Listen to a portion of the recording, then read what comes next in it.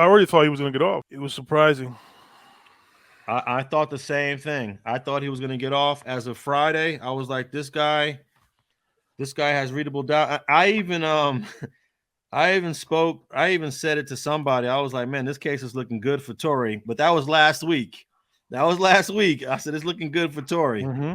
But then when the second week came by, um, when Sean Kelly got up on the stand, Sean Kelly got on the stand on December 19th. That was Monday.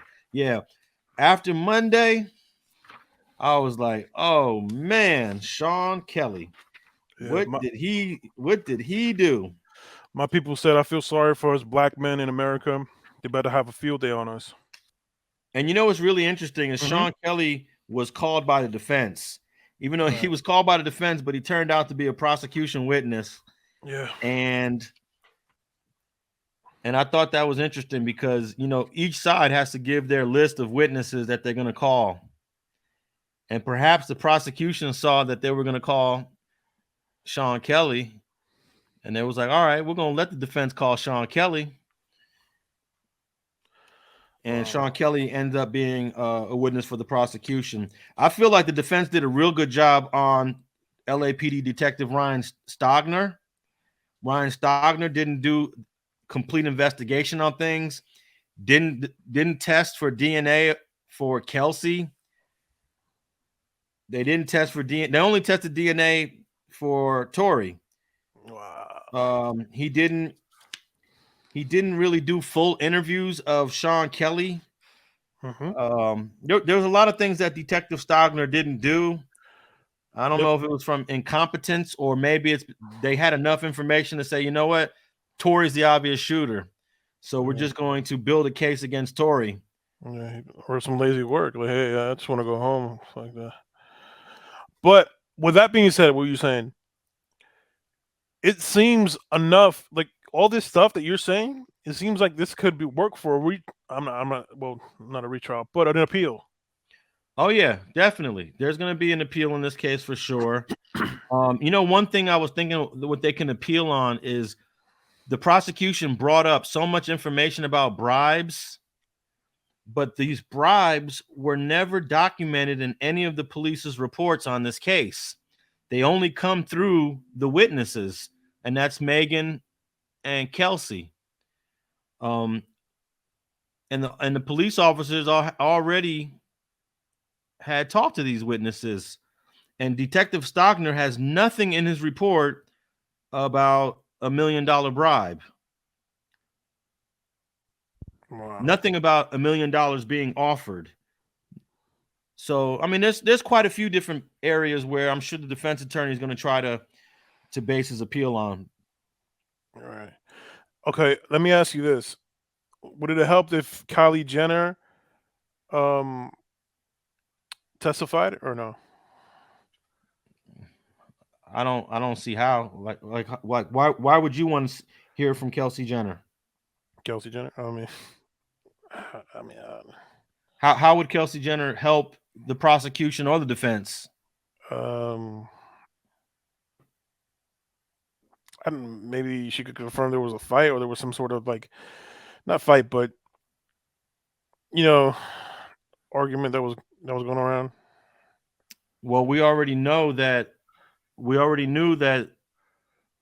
Megan got kicked out of her house. Right. We already knew that she went back when Tory Lanez didn't want to leave. So we pretty much figured we already knew what happened at Kylie Jenner's house. And EJ was there the whole time before they left. And he Mhm. testified about everything that happened at Kylie Jenner's house. So I'm not sure if Kylie would have provided any other information that would have helped either side. And bringing her into court would have just been a huge distraction. Oh yeah, it would have been the circus. Yeah, it would have been a circus. You would have had 100 media vans out there. You know, unfortunately, a lot of the media was looking forward to a Kylie Jenner appearance because that's what they care about, you know. Right, right, But right. I'm glad she didn't come because she would have just added, she just would have been a huge distraction to this case. And EJ, Mm-hmm. he pretty much told us everything that happened at Kylie Jenner's house, and he was probably one of the most honest witnesses that testified. Bro was very just down to earth, very real, and he seemed sincere, honest, and trustworthy. EJ? EJ.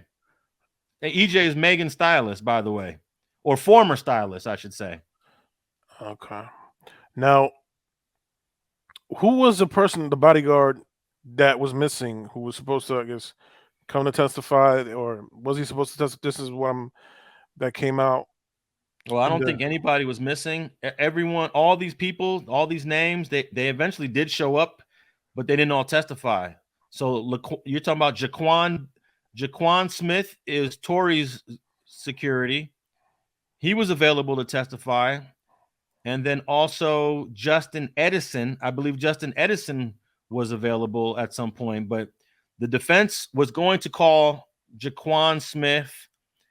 And the prosecution said if they're going to call Jaquan Smith and he's not on the original witness list, we need time to talk to the witness and find out what the heck he's going to say. And that would have took us past Christmas. And the defense decided, you know what? In the interest of whatever he said, to get this trial done with, we'll not call Jaquan Smith. And maybe that was a strategy. Maybe that's a strategy. But you know what? I'm not sure if he can appeal on that grounds because that was his choice. I was thinking they can appeal if Jaquan Smith has something to testify that would exonerate Tory Lanez. But the defense chose not to call Jaquan Smith. So I don't know if you could appeal on that when you decided to make that move, that decision. Again, he was the driver, correct? Correct. He's Tory Lanez driver. Okay. Okay. Wow. Now, let's say, because here's the thing that I wonder. Now, let's say Sean Kelly does an interview with the press tomorrow, or somebody interviews him. Let's say you interview him, and you ask him about that night, and it's still, and it's all over the place, or it's still not matching up. Do you think he's still a reliable witness, and can that be used to help Tory in his appeal in any way? It can help his appeal if the defense attorney objected during parts of that testimony, which I think he did. So, I mean, I don't know what the strategy is going to be for an appeal, because a lot of witnesses don't see everything, you know. And there were times where Sean Kelly said, "Look, they were all fighting, they were all yelling, they were all screaming." You know, and he was vague at times. Now, what if the bodyguard comes out tomorrow and does an interview with the press and breaks down, because he's like the best witness, you know, to the whole thing, and breaks down what really happened, which, you know, and let's say Tory Lanez isn't the one that shot her. How does that affect this whole case? Well, then you got to ask yourself, why did the defense did not call him then? That's the defense witness that we never heard of. And if he's going to exonerate Tory Lanez, whose fault is that? Right. I don't even think the defense has any way to appeal if Jaquan Smith has testimony to benefit Tory Lanez, because it's their obligation to call Jaquan Smith. They're supposed to put him on the stand. And they never did. Right. Crazy. And was he present during the trial? Do you know? He only showed up. He showed up, I believe, on Wednesday. Okay. I believe he showed up on Wednesday of the week of the second week of the trial. Either Wednesday, yeah, it had to be Wednesday if I remember correctly.